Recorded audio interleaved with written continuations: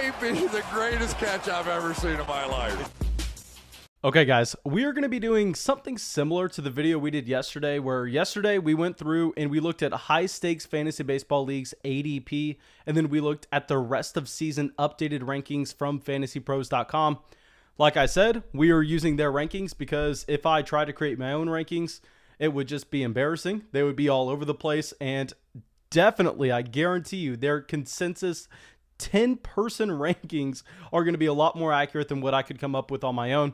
So we're using those, and we're looking at the players that have fallen the furthest, that are currently healthy. I don't want to be looking at guys like Cody Bellinger, where you don't really know exactly when he's coming back. You don't really know exactly whenever you are going to have him 100%. Yes, some of these guys may be working their way back from injury, but at this moment, they should be good. And we have an accurate estimation on what their real life fantasy baseball value is based on the fact that we have these rankings. We had the ADP before, and we can try to determine if we think the fall is justified, if we think maybe you should go out there and try to buy some of these players low. But yeah, of course, before we get into the video, if you have not already, I don't know why, but we are so close to 1,000 subscribers. Go down there, make sure you subscribe to the channel. While you're down there, if you've already subscribed, hit that like button, leave a comment. It helps us get recommended to new listeners. So yeah, let's dive into this video, and let's start it off with what was perceived to be one of the best players in fantasy baseball this year.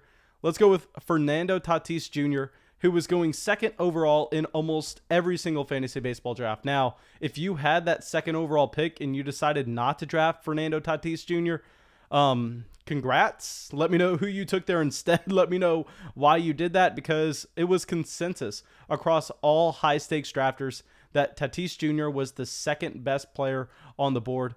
And everybody really knows who he is. Everybody understands that he is the shortstop for the Padres, only 22 years old. So he is someone that we don't have a 5-year sample on. We don't have a long sample of elite production. What we do have is we have elite production in a single season at an extremely young age. But nonetheless, we do know that Fernando Tatis Jr. suffered that shoulder injury at the beginning of this season, where he has been working his way back from that. Now he is back in action, but still, he's not 100%. He is not 100%, and you can see that by the numbers. You can see that by the fact that his 2021 statistics definitely have taken a dip. And before we get into that, let's kind of paint the picture of who Fernando Tatis Jr. was coming into the season. Let's show what he has done in his past. And in 2019, at only 20 years old, guys, at 20 years old, this does not happen in the major leagues. You have 334 at-bats, but more importantly, a 317 average, a 379 on-base percentage, a 590 slugging, and 13 stolen bases to go along with this. So then you go, oh crap, well, if we project this out, it looks like those stolen bases numbers over the course of the entire season should be a little bit closer to just say 20 rather than 13. Combine the fact that you're going to get that elite average, you're going to get that elite slugging, and he is playing for the Padres, one of the best teams in baseball. And we have talked nonstop all season about how important it is to have those hitters in lineups that should have a ton of production. So it looked like Tatis Jr. checked every single box, and that's why he was going at the top of drafts, because keep in mind, guys, he was 20 years old when he did this. So you shouldn't be expecting him to get any worse. There's literally no reason for you to have that expectation.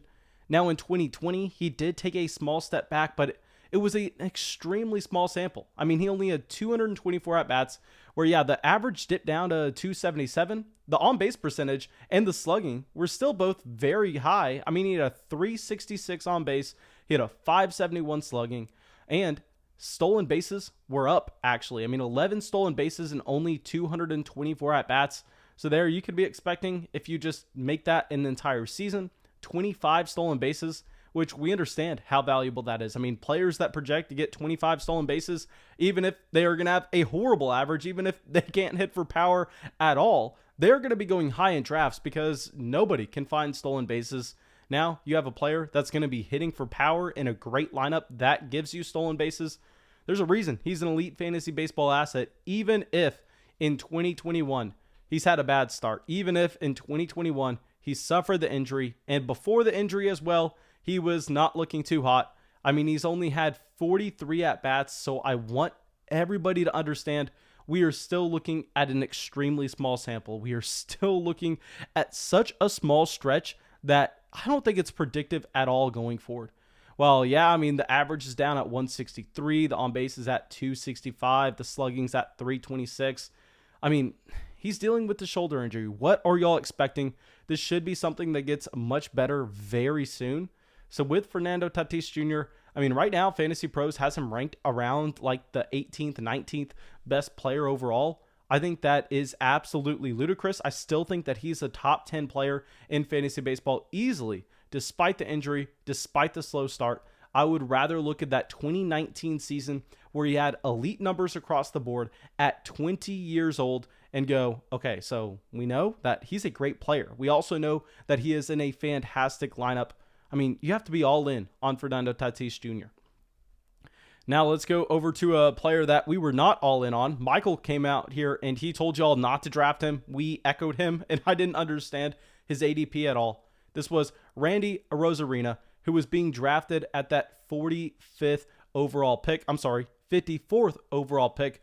Obviously, a postseason star. Obviously, a name that if you watch the World Series, if you checked anything out in 2020 after the season, I mean, his name was all over the headlines, and that's what vaulted up his fantasy baseball ADP.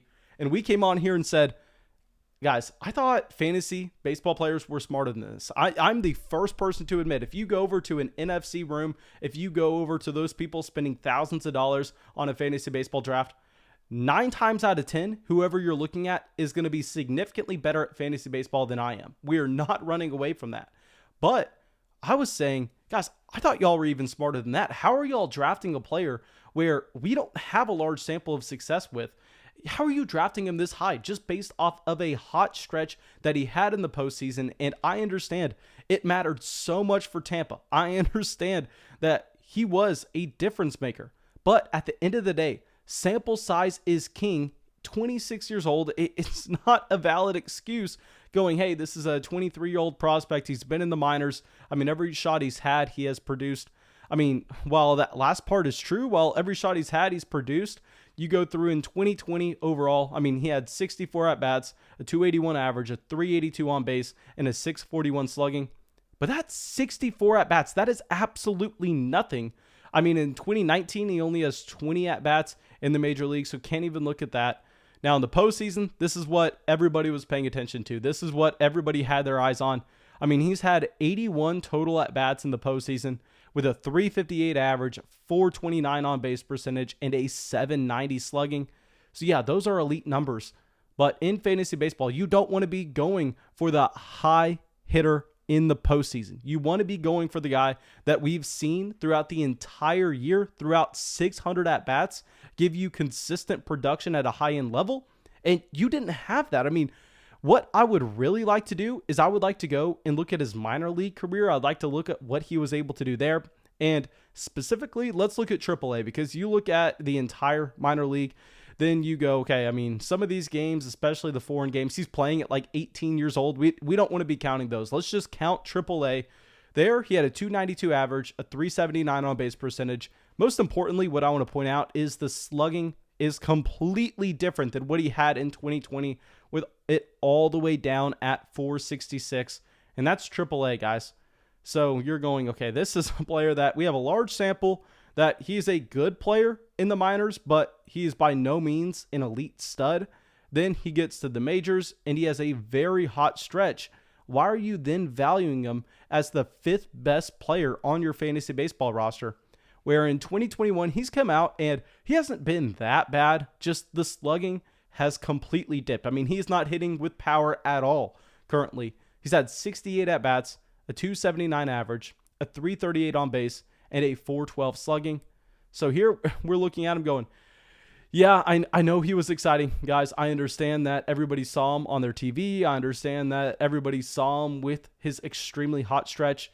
But players do that all the time. I mean, whether it's June, whether it's July, it's all the same. So please go and sell him right now if you can. I know you're going to be losing some value, but I don't expect those numbers to come anything close to what he had last year once we get the entire season under in 2021. All right, so let's keep it with that same team. Let's go over to Brandon Lowe, who was being drafted in a similar range. He was being drafted at 62 overall. Now, 26 years old, so another player that you're not expecting to see an insane sample of in the majors, but at least we have something. In 2019, we have 256 at-bats, 270 average, a 336 on base, a 514 slugging. In 2020, you have 193 at-bats, a 269 average, a 362 on base, a 554 slugging. And in 2021, I mean, he's had a massive dip. I mean, only 66 at-bats so far, so I really want to point that out. I want to point that it's a very small sample where he's at a 192 average, 299 on base, and a 364 slugging. So Brandon Lowe, that's actually a guy I'm willing to go out there and buy because I think you can get him at a cheaper price. And we have the sample in 2019 where he was only 24 years old and he put up a plus 500 slugging. So that's the player I'm going to be going for on this list. Now, thank you guys. I really hope y'all enjoyed this video. I really hope y'all got something from it. Of course, go down there, drop a like, leave a comment, subscribe to the channel. It helps us out a ton. And I will see y'all with the video tomorrow. I want to give a big thank you for everyone joining the flock. Devin Strom, Alejandro, Mark, Jared, Caleb, and IV of Lean, Randotron, Micah, Larry, and Tyler.